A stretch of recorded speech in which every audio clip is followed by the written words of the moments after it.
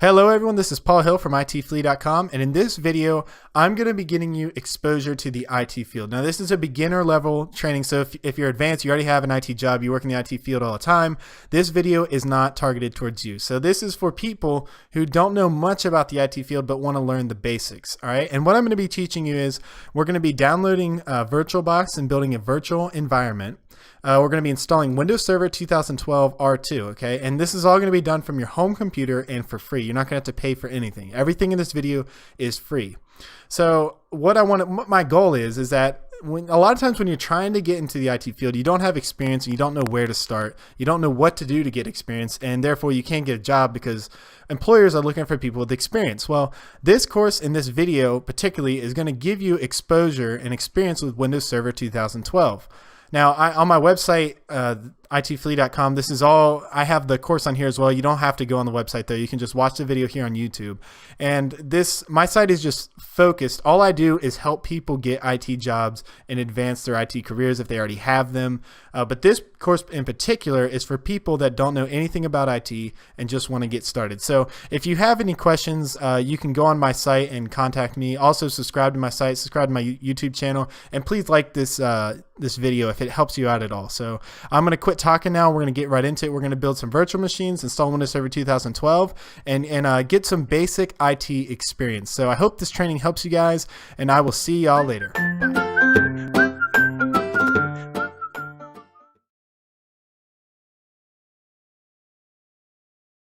A virtual machine, or VM, is an emulation of a physical computer. Basically, you're running a computer within a computer. Here are some of the advantages to this technique. You'll notice in this example we only have one physical host, the desktop computer. This means potentially we're using less electricity, outputting less heat, which that's important in data center environments, and thus being more environmentally friendly. We also didn't have to pay for computer hardware or other accessories like monitors, keyboards, mice for each of the VMs. We simply use the host attached devices. We can also clone these virtual machines very quickly and make backups if necessary. And since these machines are virtual, we can send them electronically across the world without having to pay to ship 60-pound servers.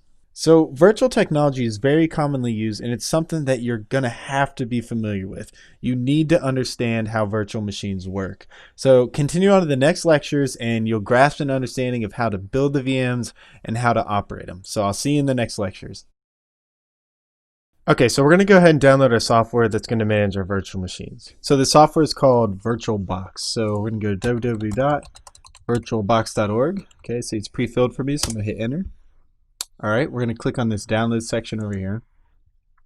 And we're going to download VirtualBox 5.0.10 for Windows host. Now this version, it could be different for you. If it says a different version, it's not a big deal. So we'll just click the x86/AMD. And we'll hit save. Okay, we'll view this download. Alright, and we will just wait for this to finish downloading. Okay, so that has gone ahead and downloaded, so I'm going to click run. Alright, bring this over here, so we're going to click next. And we're just going to go ahead and leave all these options checked, and we'll select next again. I'm not going to create one on the quick launch bar. You can leave that there if you want. And we're going to want to register file associations, and we're going to want to create a desktop shortcut. That's fine. We'll say yes. Install. Okay, so we got that installing now. It's asking me, would you like to install device drivers or device software? Now we're going to want to go ahead and say yes, install. Okay, so we're going to go ahead and say start Oracle VM VirtualBox after installation. So leave that checked and click finish. Alright, and there we go. Now what I'm going to do is I'm going to go ahead and close out of this web browser, and I'm going to take my shortcut and I'm going to stick it over here on the desktop. So now that we got this installed, we're ready to go ahead and download Server 2012. So I'll see you in the next lecture. In this lecture, we're going to learn how to manage and create virtual machines using Oracle VM VirtualBox. So the first thing we need to do is start up VirtualBox. And once that comes up, we can see this was where all of our VMs will be listed. Now you can see I have a group here, and within that group I have two VMs. One's a domain controller and one's just a Windows 10 workstation. Now you're not going to have any of that because I created all that in another course, another Udemy course that I teach. So to create a new VM, what we're going to do is click the new button in the top left corner. And this is where we'll name the virtual machine. Now this is just the name of the virtual machine relating to VirtualBox. This isn't actually the computer name of the virtual machine. So I'm just going to name this test virtual machine. Okay. If for whatever reason it thinks it's going to be Linux when I type in test virtual, I don't know what's up with that, but I'm going to change it over to Windows, and I'm going to do server 2012 64-bit. Now if you don't have a 64-bit computer, you can do Windows 7 32-bit or Windows 8 32-bit, or just pick one of these 32-bit operating systems like Windows 10. You can actually download Windows 10 for free. So if you need to, you can do something like that. Okay, and then there's also, as a side note, there's also Ubuntu, which you can download for free, and we'll get more into that and further down the course.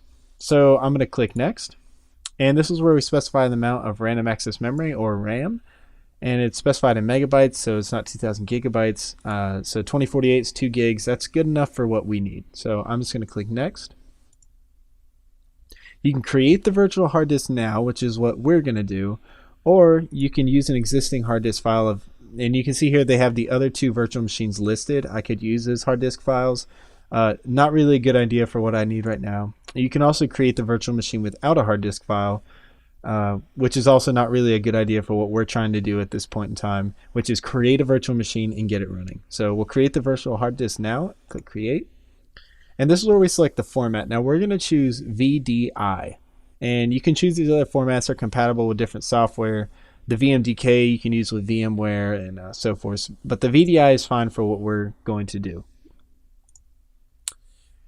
Now to choose either dynamically allocated or fixed size, it's a pretty simple choice, and you pretty much want to do dynamically allocated. The only time you want to choose fixed size is when you're really concerned about never running out of hard drive space and filling up your VMs to the max. So if you want to create 5 virtual machines and you know they're going to be filled up to the max, then you might want to choose a fixed size hard disk.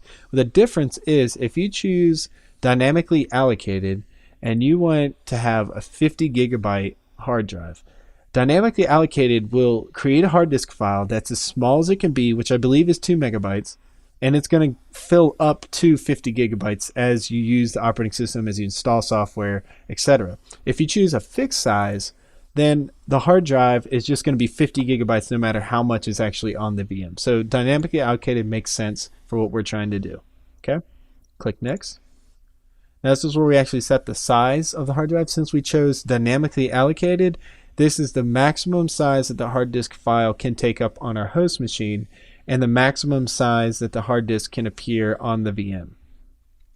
So when someone goes onto this VM and they go to my computer, they're going to see your hard disk size is 25 gigabytes.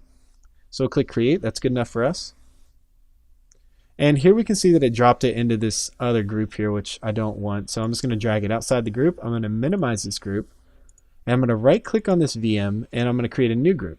And I'm just going to call it, actually I have to right click again and select Rename Group. I'm just going to call this Test Group. There we go. So now we're all organized. We have Udemy domain and we have test group. So I'm not going to be confused. I'm not going to be clicking on the wrong VM or doing anything silly like that. I can right click on the VM and I have settings. I can clone the VM. I can remove the VM, which if I click that, it'll ask me, do I want to delete all files or remove only? Difference is this will actually clear it off of the hard disk. This and remove only will only clear it from the inventory. All right, so it'll just take it so we can't see it here anymore. I'm just going to click Cancel because I want to keep this. And I'm going to right click. Actually, one more thing. If I click on Show and Explore, it'll pop it up here. And here you can see the test virtual machine.vdi file. This is the virtual disk image, and it's 2 megabytes like I thought it was. I was right. 2 megabytes. So if we set this to fixed size, then this hard disk file would be 25 gigabytes, even though we don't have any files stored in the hard drive yet. Okay? So these are our VirtualBox machine files. Just leave all those and we'll close out of this. Okay, so I'm going to right click and I'm going to select Settings, because what we need to do at this point is mount the Windows Server 2012 ISO or whatever operating system you want to install. You'll get the CD or the disk image in an ISO format. Usually it's how you get it. I'm going to select that ISO file and I'm going to mount it so I can launch and boot to that disk. Now under general we have different settings that I don't think we'll care to change any of these. I'm not worried about encryption.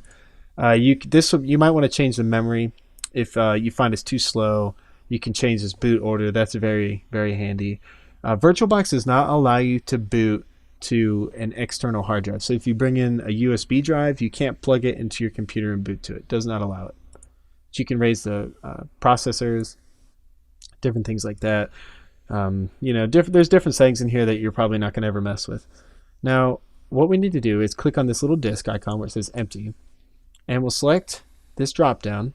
And these are files that I've recently used, so you're not going to have any of these listed more than likely. Now, what you need to do is click choose virtual optical disk file, and you'll browse to wherever you downloaded your ISO file. So you can choose DMG or RSO or CDR file. Now, I'm just going to cancel because I already have it listed here. And for whatever reason, Microsoft likes to make these really complicated names. This is basically Windows Server 2012. So I'm just going to click on WinBlue refresh, blah, blah, blah, blah, blah. Okay. Now, one more thing that I might want to point out to you is under network, this is attached to a NATed adapter. And the only thing that you really need to know is that if you want your virtual machines to communicate to each other, which we will at a later point, you'll want to change this to internal network. But for our purposes right now, we want to leave this at NAT. Okay. So we'll click OK. All right, so the virtual machine has been configured. We can see a quick overview at a glance of the settings. There's our Windows Server 2012 ISO is mounted. We see it has 2 gigs of RAM. You can just browse down and look at these different settings. And we are done. That is how you create and manage a virtual machine. So I will see you in the next lecture.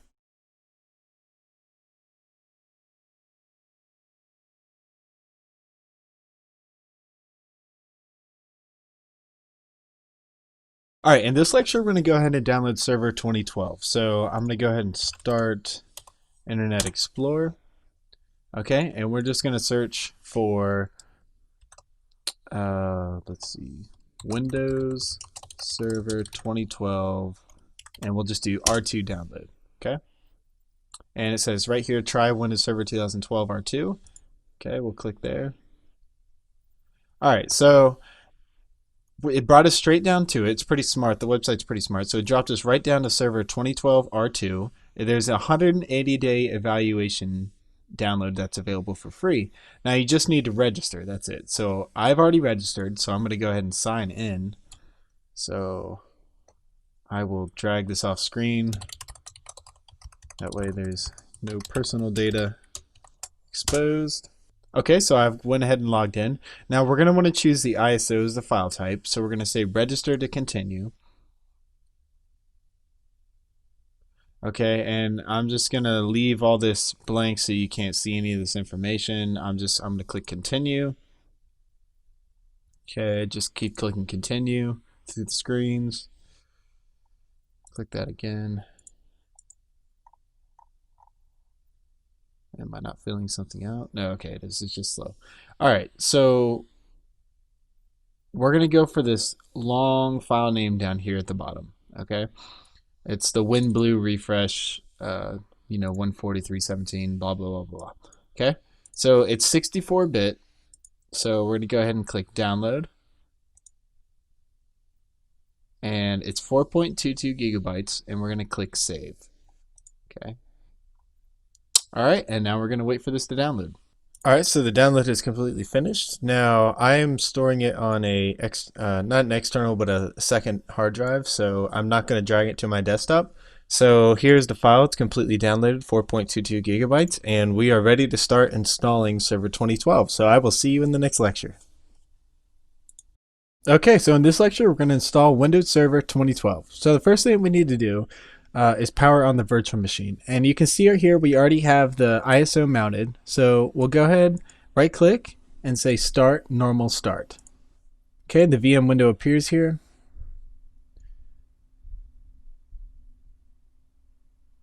Now we can do right control and F, and that'll bring up full screen on a virtual machine. Now we're doing English, US, United States. Click next. We'll select install now. Okay, so let's expand this and take a look at what our options are here. Now, like I said before, it's all 64-bit for Windows Server. Now, we can install Server Core installation or Server with the GUI, and there's Standard and Data Center. Basically, the difference is how many licenses you can apply. It's basically purchase and volume options. We're just going to pick Data Center, and we're going to do Server with a GUI. Now, Server Core does not come with all, pretty obvious, it doesn't come with all the GUI options. So it runs faster, and Microsoft's really pushing sysadmins to kind of go this way and manage the server cores from one server with a GUI. So you'll have maybe 5 Windows servers, and 4 of them will be server core, and then 1 will be server with a GUI. You manage the 4 servers with the core from the 1 server that you have with a GUI. That's where they're pushing the kind of direction. If you take the MCSA exam, you'll find that's what they're recommending. But we're just going to do server with a GUI and click next. Okay, accept the license terms. Now we're going to select custom, and we're going to install Windows only. And it says advanced. I don't really know why it says that. The other option is to upgrade, and we don't have anything installed, so we have to choose custom. Now we're going to choose drive 0, and we don't have anything on here. You can see it's got free 25 gigabytes. If there was data on here, we could click format and just wipe out the data, but we don't need to do any of that, so we'll go ahead and click next. Now we just need to wait for Windows Server to finish its installation.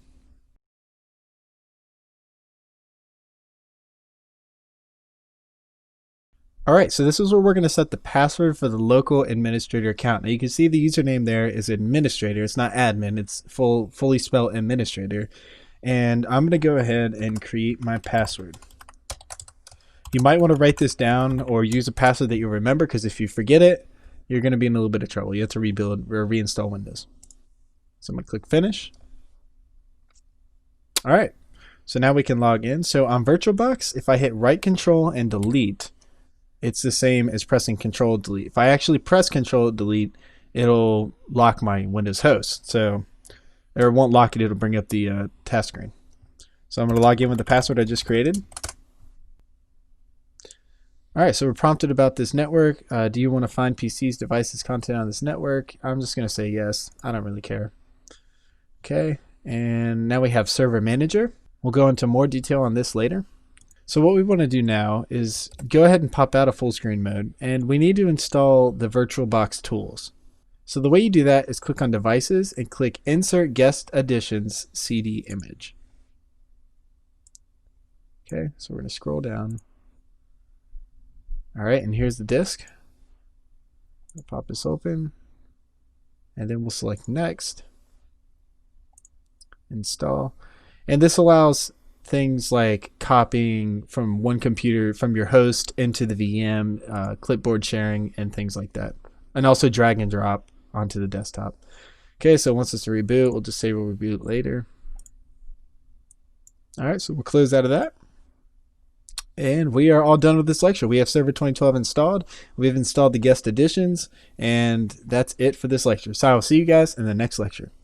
All right, so in this lecture, I'm going to teach you how to rename your server. So let's right click on the server, and we're going to click Start and Normal Start. So now that it's powered on, I'm going to hit right control and hit F, and that'll bring it into full screen mode. And I have Server Manager here, so if you don't see Server Manager, you can click down here on the left and pop it up. Also make sure you're on the local server tab on the left and not under the dashboard.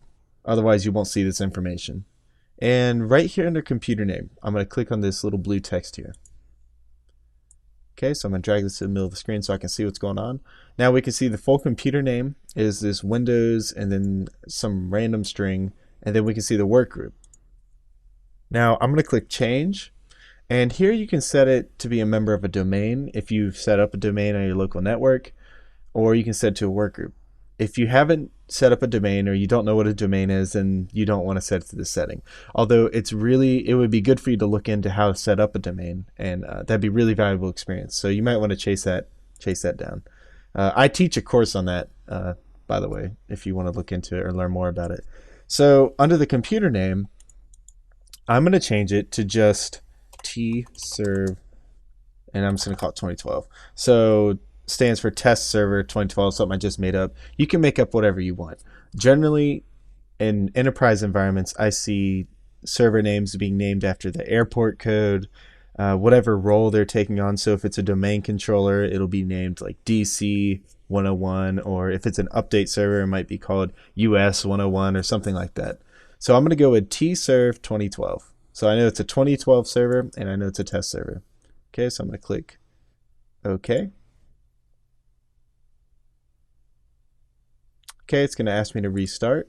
I'm going to click close and then I'll be prompted to restart. So I'm going to say restart now.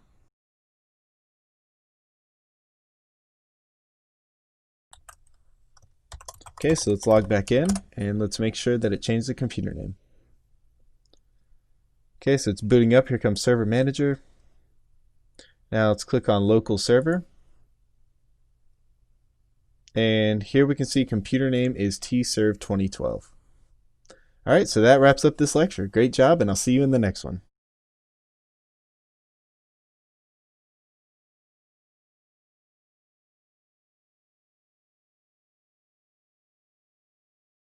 All right, now it's time for us to learn how to check for operating system updates or Windows updates. So let's click on the Windows button, and we'll go over to Control Panel.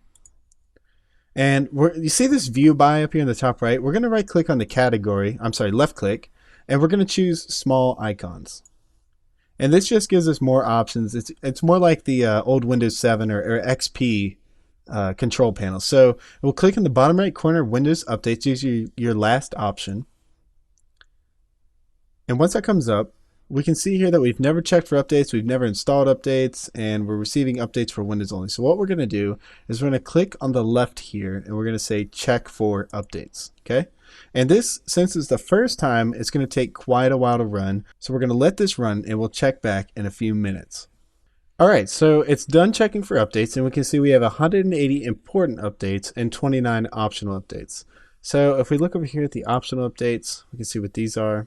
So if we wanted to see more information about any of these vulnerabilities, we can click on the more information button. But before we do that, we haven't set up our web browser configuration yet. And what I mean by that is we need to turn off enhanced security. Okay, so click over here on Server Manager and click on Local Server. Okay, so IE Enhanced Security Configuration, it's turned on. Basically, this is going to pop up and ask us to add in a security exception for any kind of different website that we try to visit. So what I need to do is click on the on button here, and we want to turn it off for administrators. Okay, so there's administrators and there's regular users. We're going to select off for administrators, and we're going to click OK. Okay, so IE Enhanced Security Configuration is turned off. So now if we wanted to see more information, we could click this button right here. It'll bring open Internet Explorer. And this is just telling us that protected mode is turned off. We're just going to ignore that and say don't show this message again. All right, here we go. So virtual machines do not respond to your operations and blah, blah, blah, blah, blah. Okay, this is the first time I've used Internet Explorer, so it's asking me. I'm just going to say recommended settings. So you can read more about the vulnerability cause, resolution, and etc. So you can see the KB number is listed here. So if you wanted to, you can look up any number that you wanted. You just type it in after the KB in the URL. So this is KB 3133681, and we're looking at 3133681. Okay, and close out of that. And we could do the same for each one of these updates if we wanted to. And same goes for important updates.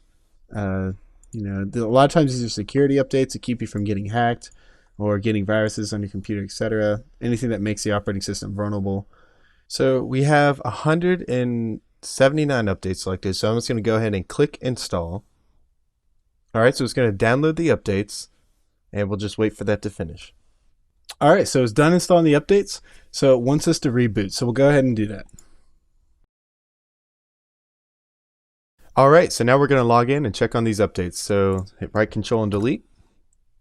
Type in our administrator password. Okay, so we'll click Start, Control Panel, Windows Updates. All right, so if we go to Check for Updates, I'm sorry, if we go to view update history, we can view these are all the updates that were installed.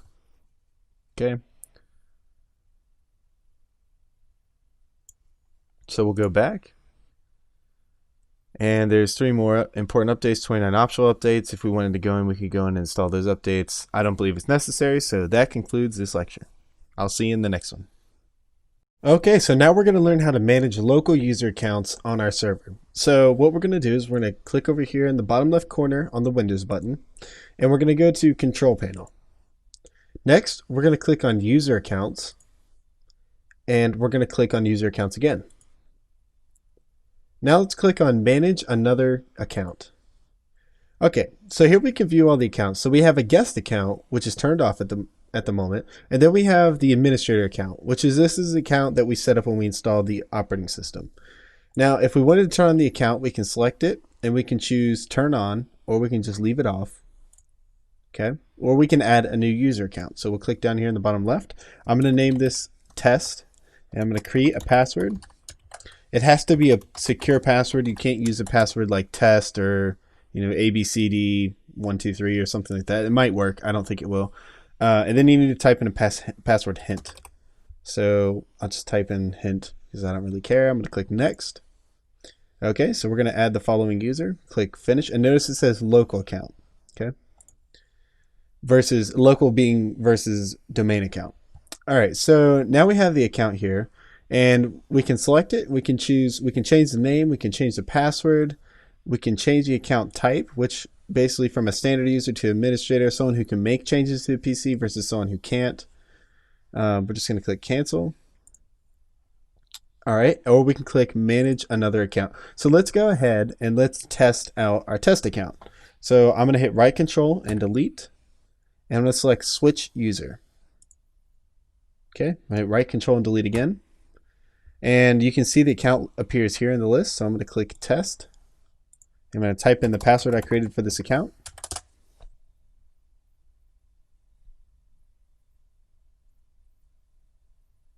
All right, so it brings us to our desktop. So if we click here, we can see that our account is test in the top right.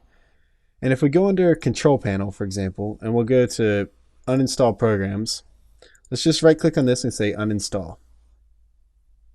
Continue. And you can see that it prompts us under user account control for an administrator password. This is because we created this user account as a standard account, so we cannot uninstall or reinstall programs. Okay, so the standard account is more restricted than the administrator account. So we're done here. Let's just click the start button, select the name, and click sign out. Okay, now let's log back into our administrator account. Okay, so this pops back up. So we can see the difference is that this is an administrator account and this is not. So if we wanted to change this to administrator, we'd just click there and choose administrator account. Then it would be able to do all the other functions that the default administrator account can do. Now you could just type in the administrator account password and you would be able to use this account as a standard account. Some security policies will require you to use what they call elevated permissions, and it's where you log into a standard account like our test account, and then when you need to do an administrative action, you type in the username and password of your administrator account. Okay, just all options that you have. So let's go ahead and click on the test account and let's delete it. So click delete the account, and here we can choose whether we want to keep its files or delete the user's files. And in our case, we don't need to keep any of its favorites, pictures, or anything like that. So we're just going to click delete files, and it's going to ask us again, are you sure you want to delete the account? We'll click yes, or we'll click delete account, sorry. Oops. Okay, there we go. So that's how you manage accounts on Windows Server 2012.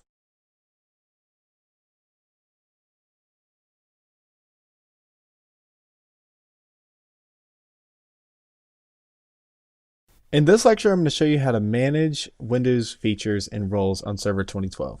So I'm going to right click on the virtual machine. I'm going to click settings. And what we need to do first is mount the ISO that we use to install the operating system. So select storage, click on the disk drive here, and we'll click the drop down and we're going to select the WinBoo refresh. Okay. Now check the live CD/DVD checkbox and click OK. All right. So now we want to show the virtual machine. So right click and do show. And I'm going to hit right Control and F to bring it into full screen. All right, so we can see the message up there in the top right saying the disk is mounted, and we can verify it by opening Windows Explorer, and we can see the disk right there. So now we'll close that. And now what we can do is we can either click here, Add Roles and Features, or we can click Manage, Add Roles and Features. Doesn't matter which one you click. Okay, so it's just a little welcome screen. All right, we're going to do a role-based or feature-based installation. Okay, so click Next.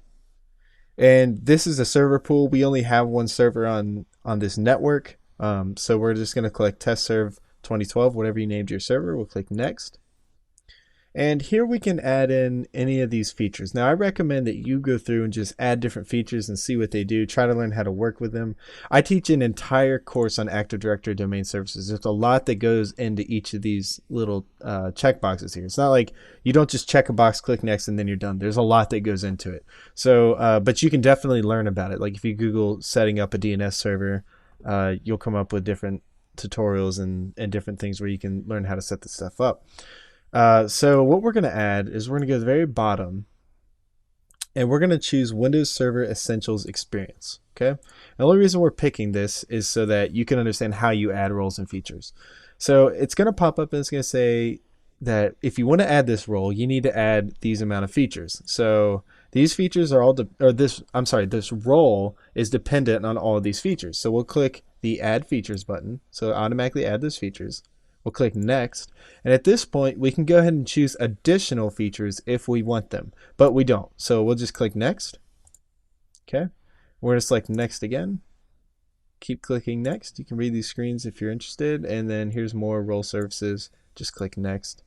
Now on this confirmation screen, we need to specify the disk that we mounted, the Server 2012 installation disk. So what I'm going to do is I'm going to click on Specify an alternate source path. Okay, and this is where we can type in, or we can enter the alternate source path. Basically what we're doing, the installation files for these roles and features are not stored on the server. They're stored on the installation disk. So open Windows Explorer, right click on the CD and click Open, and we'll go to Sources and SXS, okay? Now, this is the path that we need to specify. So right click up here in the navigation bar and right click, say Copy. And we can close this window. We're done with it. And right here in this path, we're going to right click and say Paste. Click OK. All right. So now we're ready to install it. So we'll click Install. All right. So the feature is done installing. So I'm going to click on Close. And we see up here we have notifications. Let's click on this notification. And it's asking us to do the post-deployment configuration. So let's go ahead and click Configure Windows Server Essentials. So here we can type in a company name, and I'm just going to type in IT Flea. That's the name of my website. And we will just go ahead and click Next. So now I'm going to make an administrator account name, and I'm just going to use Paul H. And I'll just make up the password here.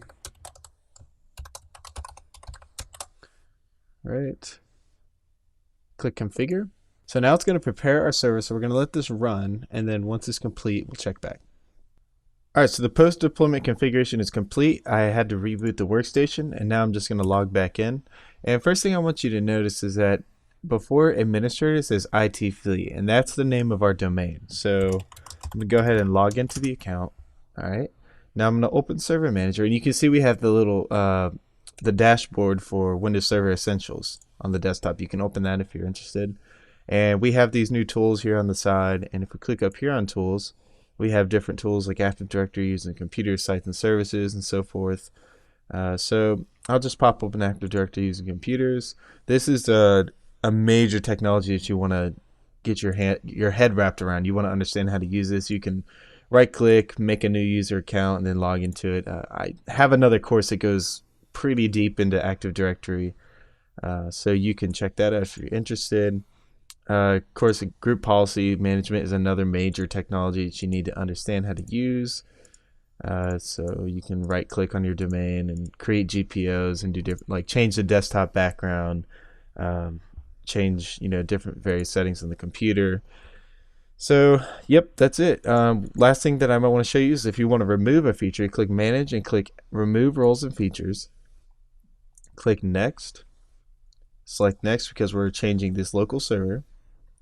And then under Server Roles, what you do is just uncheck the box and you'd select Remove Features, and it would go through the uninstall process. You'd have to reboot and pretty much repeat the exact same steps that you chose before.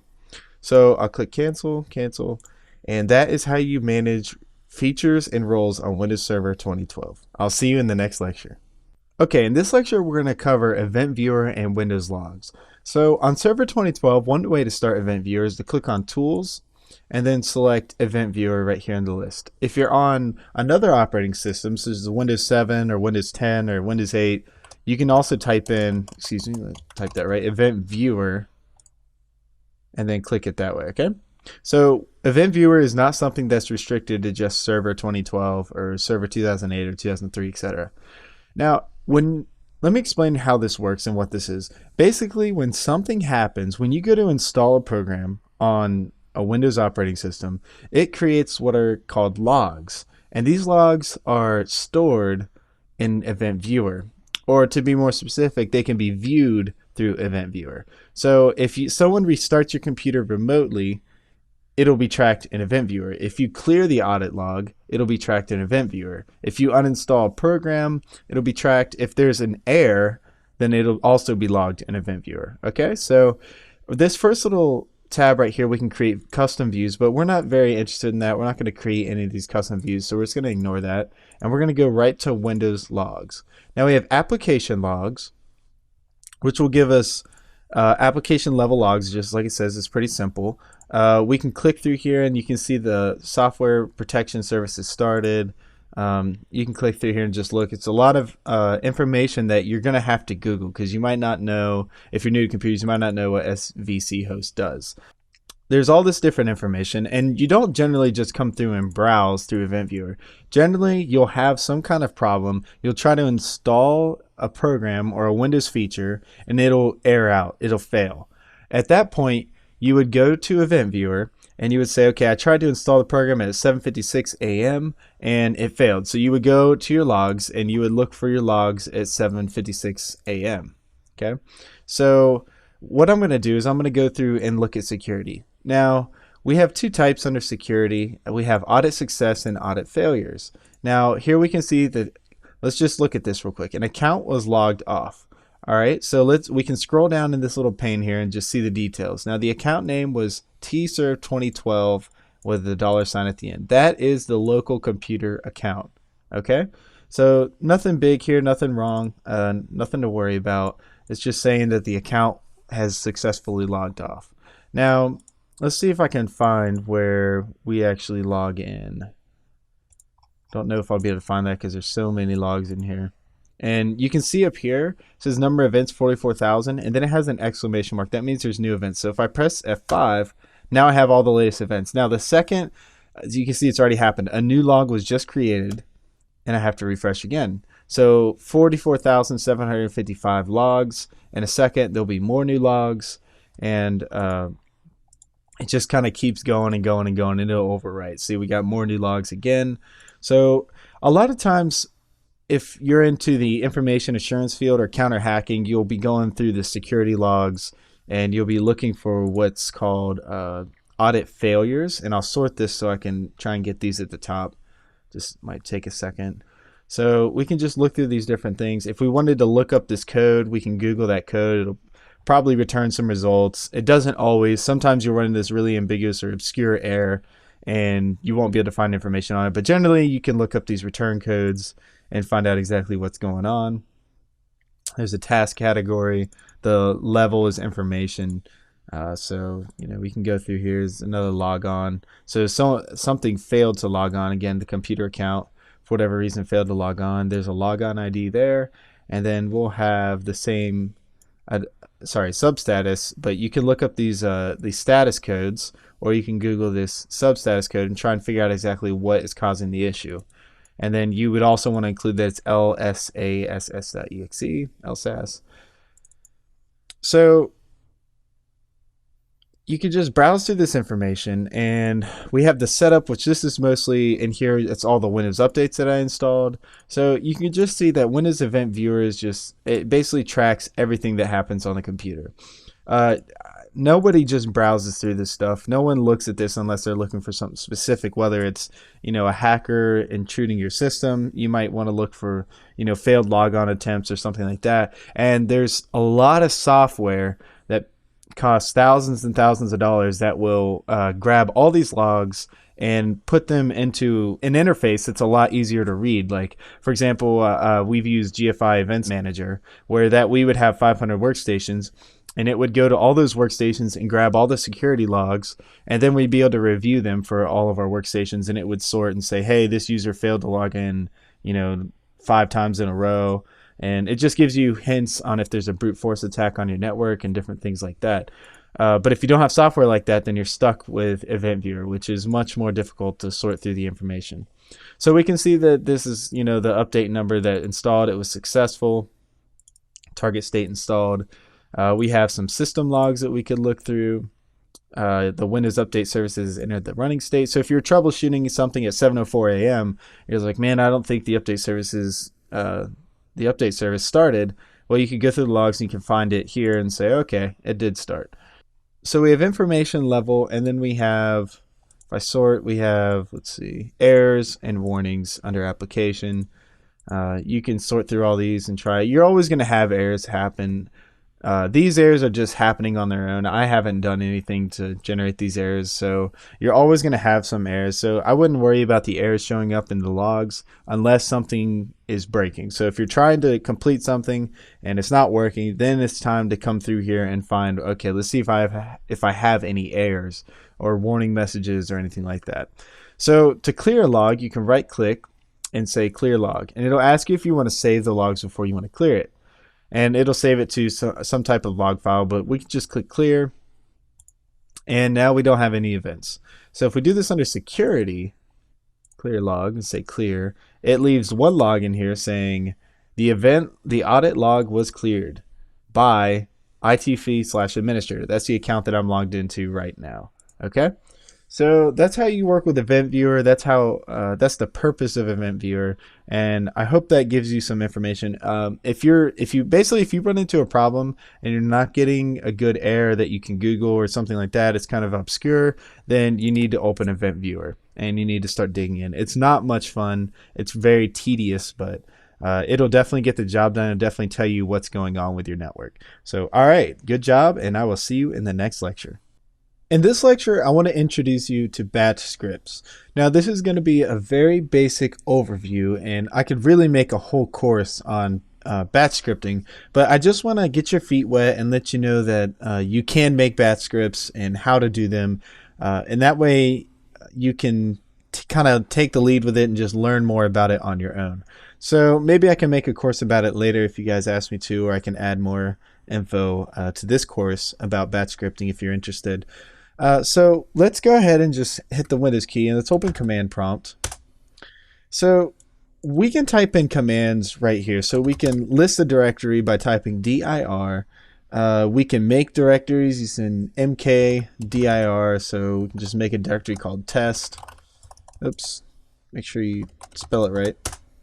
And now if we type in dir again, in this list, we'll see the folder test. And there it is at the bottom.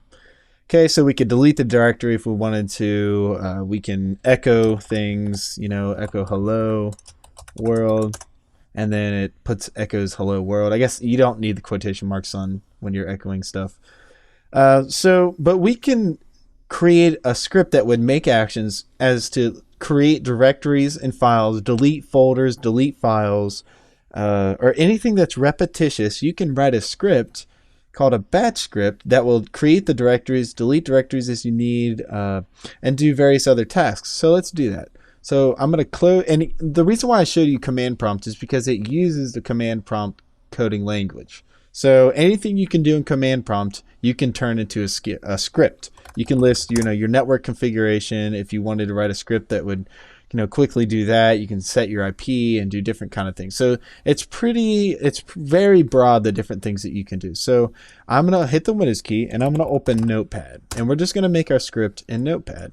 So first thing I'm going to do is hit File, Save As, and I'm going to go to the desktop, and the Save As type I'm going to change to all files. Okay, and I'm going to call this script.bat.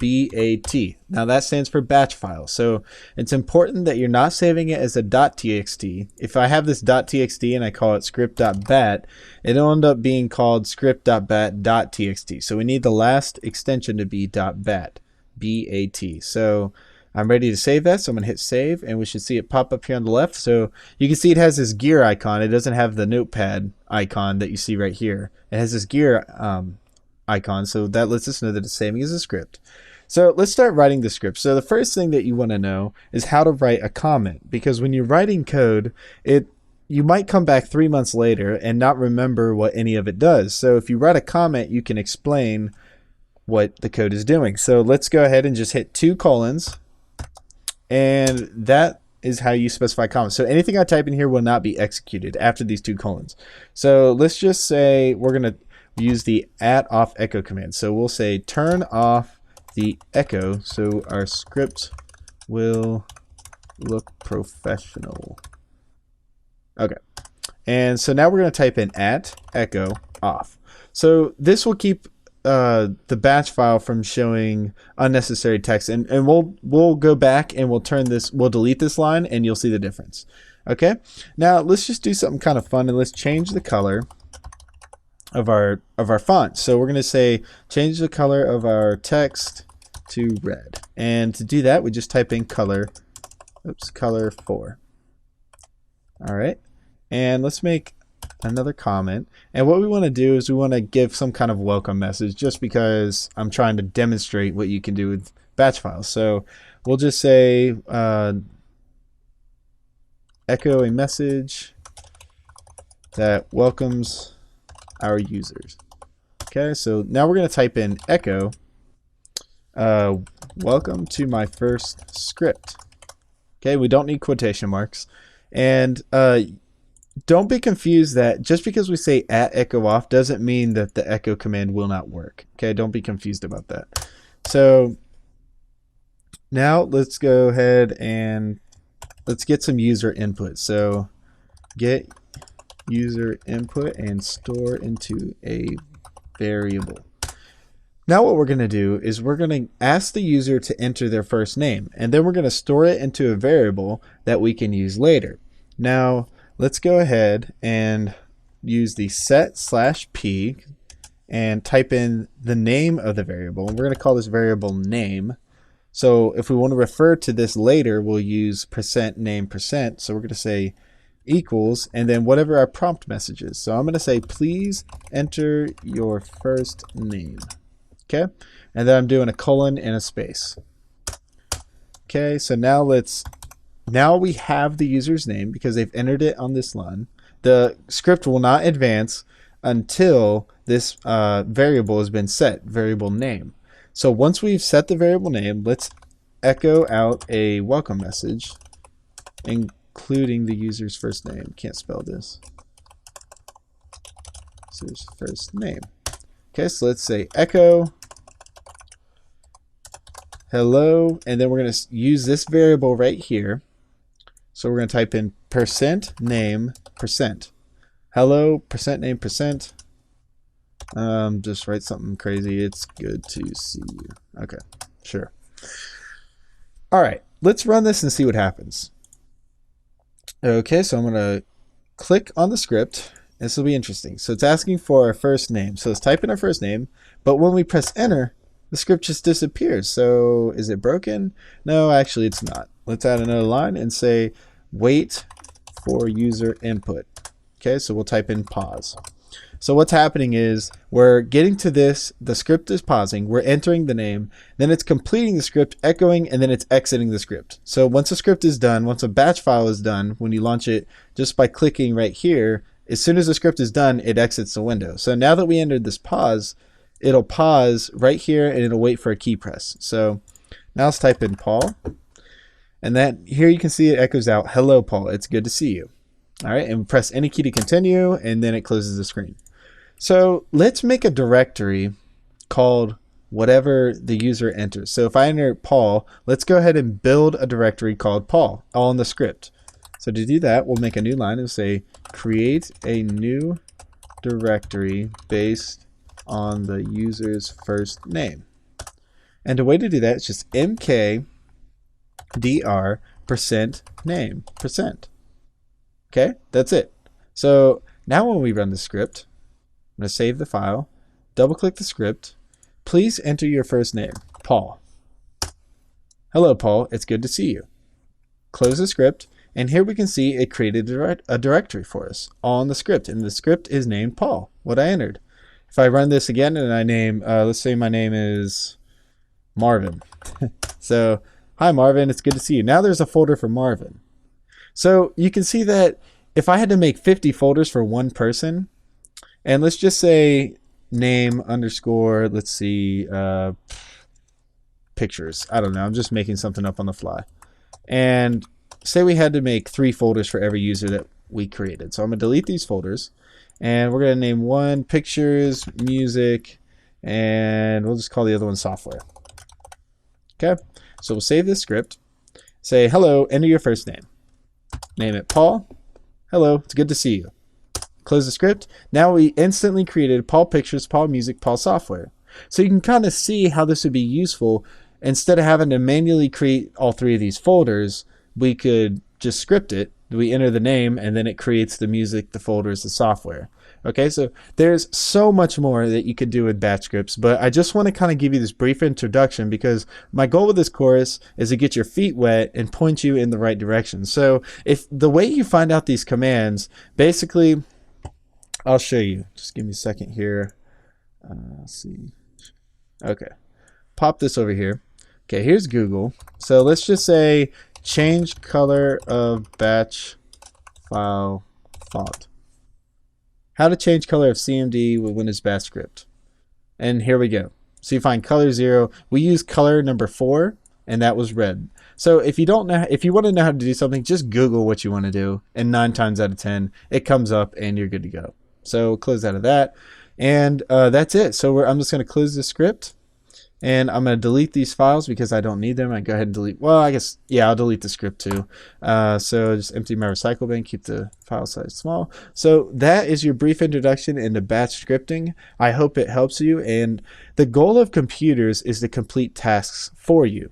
So we're not building, if you have to do something redundant where you have a new user come in, you have to build 3 folders for the user, why not script it and have the computer do it for you instead of doing that task over and over again? Okay, it kind of defeats the purpose of computers. The purpose of computers is automation. So I hope that helps you guys, and I will see you in the next lecture.